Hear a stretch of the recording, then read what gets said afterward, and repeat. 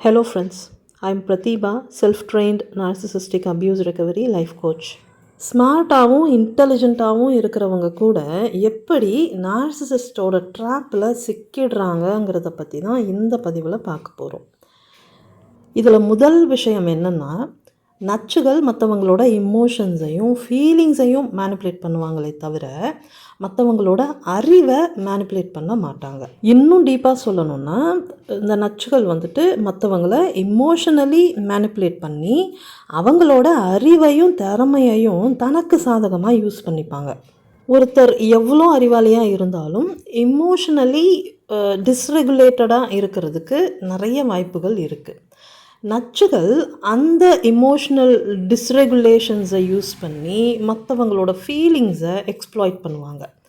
So இதுக்கும் அறிவுக்கும் எந்த சம்மந்தமும் கிடையாது. பட் ஸ்டில் ஒருத்தங்க தன்னோட ஸ்மார்ட்னஸை யூஸ் பண்ணி நச்சுகளோட மேனிப்புலேஷனை ஏன் ஐடென்டிஃபை பண்ண முடியலைன்னு கேட்டால், ரிலேஷன்ஷிப்னு வரும்போது மோஸ்ட்லி நம்ம எல்லாருமே அறிவால் செயல்பட மாட்டோம், உணர்வால் தான் செயல்படுவோம். ரிலேஷன்ஷிப்பில் இமோஷ்னல் வேல்யூஸும் சென்டிமெண்டல் வேல்யூஸும் அதிகமாக இருக்கும். ஸோ இமோஷ்னல் திங்கிங் ஹை லெவலில் இருக்கும்போது இன்டலெக்சுவல் திங்கிங் தானாக சப்ரஸ் ஆகிடும். போதா குறைக்கு உங்களோட இமோஷ்னல் இன்டெலிஜென்ஸ் லோவாக இருக்கிற பட்சத்தில் உங்களோட இமோஷன்ஸை உங்களுக்கு எதிராகவே இந்த நச்சுகள் யூஸ் பண்ணுவாங்க. என்ன நடக்குது ஏது நடக்குதுன்னு ரியலைஸ் பண்ணுறதுக்குள்ளே அந்த டைம் கேப்புக்குள்ளே நச்சுகள் உங்களை முடிஞ்ச அளவுக்கு டேமேஜ் பண்ணியிருப்பாங்க. இதில் சைல்ட்ஹுட் ட்ராமாஸும் ராங் க்ரூமிங்கும் ஒரு பிக்கஸ்ட் பார்ட்டை ப்ளே பண்ணும். இப்படி ஒரு இக்கட்டான சுச்சுவேஷனில் உங்களோட அறிவு உங்களுக்கு எந்த வகையிலையும் உதவாமல் போகுது. ஏன்னா இமோஷனல் அப்யூஸை புரிஞ்சுக்கிறதுக்கு இமோஷனல் இன்டெலிஜென்ஸ் தானே தேவைப்படும்.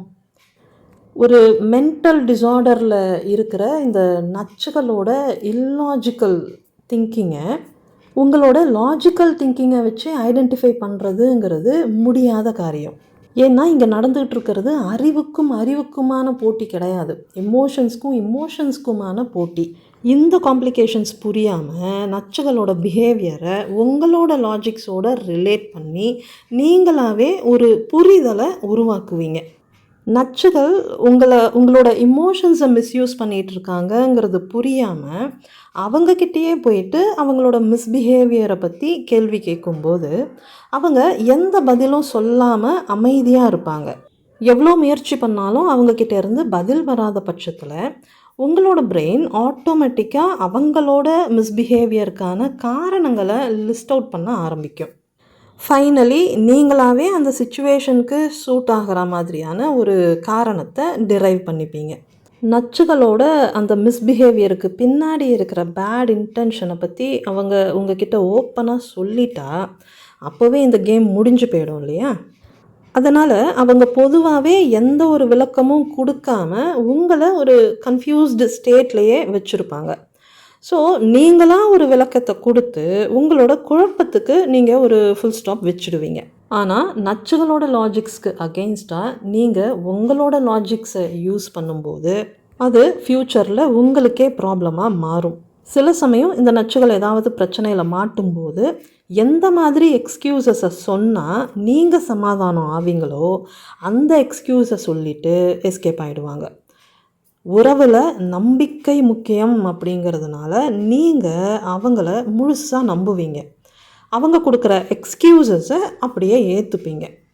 அவங்க சொன்னதெல்லாம் உண்மைன்னு நம்பி அந்த பிரச்சனையை அதோட விட்டுடுவீங்க. ஏன்னா உங்களை பொறுத்த வரைக்கும் ட்ரஸ்ட்டை பேஸ் பண்ணி தான் ரிலேஷன்ஷிப் பில்ட் ஆகுது. இப்படி தான் உங்களோட நம்பிக்கையையும் அவங்க மேனிப்புலேட் பண்ணுவாங்க.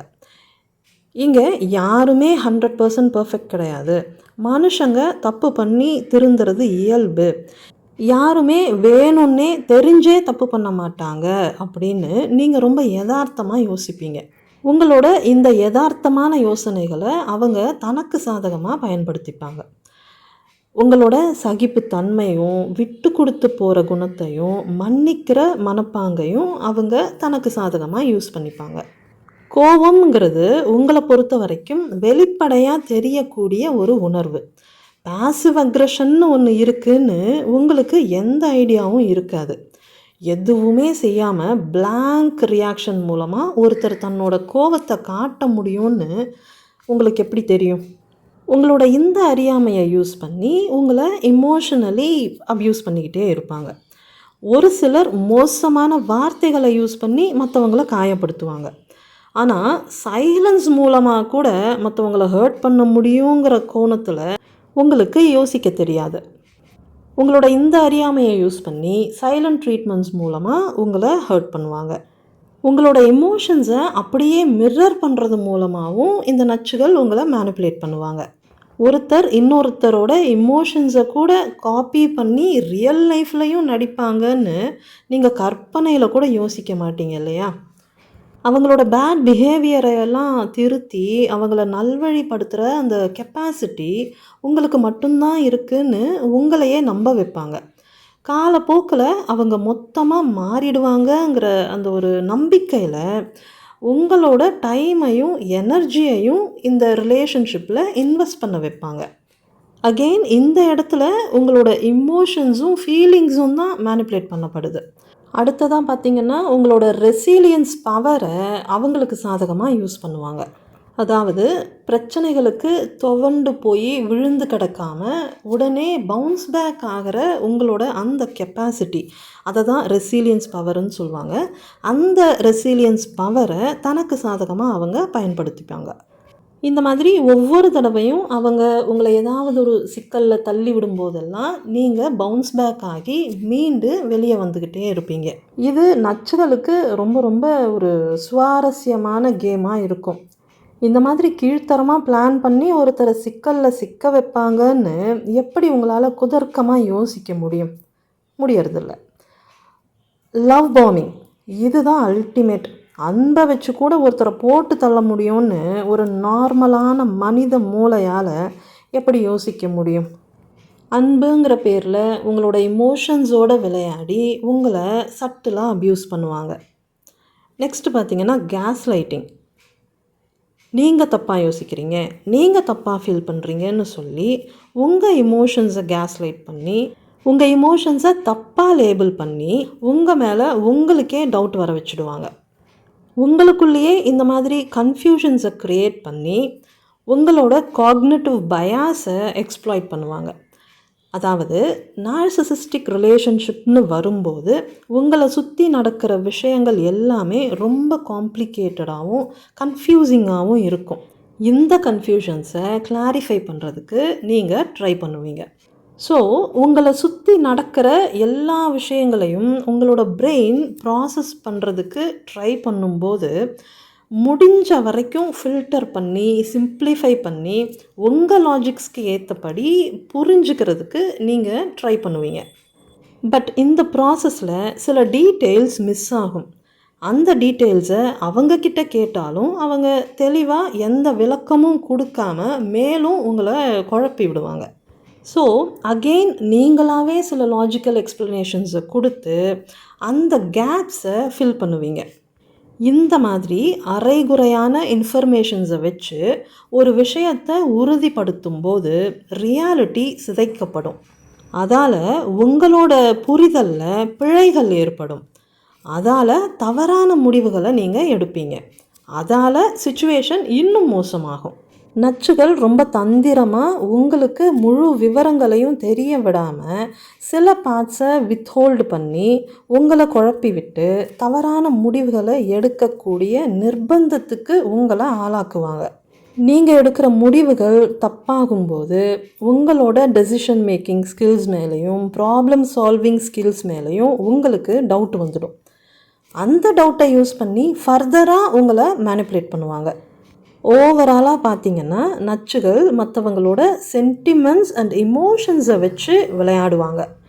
இன்டலெக்சுவல் இன்டெலிஜென்ஸை யாராலையும் மேனிப்புலேட் பண்ண முடியாதுங்கிறதால நச்சுகள் மற்றவங்களோட இன்டலெக்சுவல் இன்டெலிஜென்ஸோட விளையாட மாட்டாங்க. டிஸ்ரெகுலேட்டட் டாக்ஸிக் ஃபேமிலி சிஸ்டம்லேருந்து வர்றவங்களுக்கு மேக்ஸிமம் இமோஷனல் இன்டெலிஜென்ஸ் ரொம்ப டிஸ்ரெகுலேட்டடாக இருக்கும். இந்த மாதிரி இமோஷனல் இன்டெலிஜென்ஸ் டிஸ்ரெகுலேட்டடாகவும் லோவாகவும் இருக்கிறவங்கள நச்சுகள் ஈஸியாக மேனிப்புலேட் பண்ணிடுவாங்க. ஸோ ஒருத்தங்களுக்கு இன்டலெக்சுவல் இன்டெலிஜென்ஸ் ஹையாக இருந்தாலும் இமோஷனல் இன்டெலிஜென்ஸ் லோவாக இருக்கிற பட்சத்தில் நச்சுகளுக்கு ஈஸி டார்கெட்டாக இருப்பாங்க. இன்டலெக்சுவல் இன்டெலிஜென்ஸ் லோவாக இருந்து இமோஷனல் இன்டெலிஜென்ஸ் ஹையாக இருந்தால் நச்சுகள்கிட்ட இருந்து தப்பிக்க வாய்ப்பு இருக்குது. பட் ஸ்டில் ஒருத்தங்க நம்மளை மேனிப்புலேட் பண்ணிட்டாங்கங்கிறதுக்காக நம்ம இன்ஃபீரியராக ஃபீல் பண்ணணும்னு எந்த அவசியமும் இல்லை. மற்றவங்களை மேனிப்புலேட் பண்ணுறவங்கெல்லாம் அதிமேதாவிகளும் கிடையாது, மேனிப்புலேட் ஆகிறவங்க முட்டாளும் கிடையாது. மேனிப்புலேஷன்னு வரும்போது இங்கே இமோஷனல் இன்டெலிஜென்ஸ் தான் மெயின் க்ரைட்டீரியாவாக இருக்குது. ஸோ இமோஷனலி டிஸ்ரெகுலேட்டடாக இருக்கிறவங்க தன்னோட இமோஷன்ஸை ரெகுலேட் பண்ணணும், இமோஷனல் இன்டெலிஜென்ஸை டெவலப் பண்ணணும். நச்சுகள் நமக்கு நிறைய கெடுதல் பண்ணாலும் ஏதோ ஒரு வகையில் நல்லதும் பண்ணுறாங்க. நம்ம எங்கெல்லாம் லேக் ஆகிட்டு இருக்கோங்கிறத உணர்றதுக்கான ஒரு மெயின் ட்ரிகர் பாயிண்ட்டாக அவங்க இருக்காங்க. நம்ம இமோஷ்னலி ரெகுலேட் ஆகிறதுக்கு நம்மளை ட்ரிகர் பண்ணியிருக்காங்க. நம்ம லாங் பேக் தொலைச்சிட்ட நம்மளோட இன்னர் சைல்டை தேடி கண்டுபிடிச்சி அதோட ரீகனெக்ட் ஆகிறதுக்கு நம்மளை புஷ் பண்ணியிருக்காங்க. ஓவரால் நம்மளோட பெட்டர் வேர்ஷனாக நம்மளே மாறுறதுக்கு ஒரு முக்கிய காரணியாக இந்த நச்சுகள் இருந்ததுக்காக அவங்களுக்கு ஒரு பெரிய நமஸ்காரத்தை போட்டுட்டு அவங்கள திரும்பி கூட பார்க்காம நம்ம வழியில் நம்ம போயிட்டே இருக்கணும். பத்திரமா இருங்க, பாதுகாப்பாக இருங்க, சந்தோஷமாக இருங்க. Bye friends.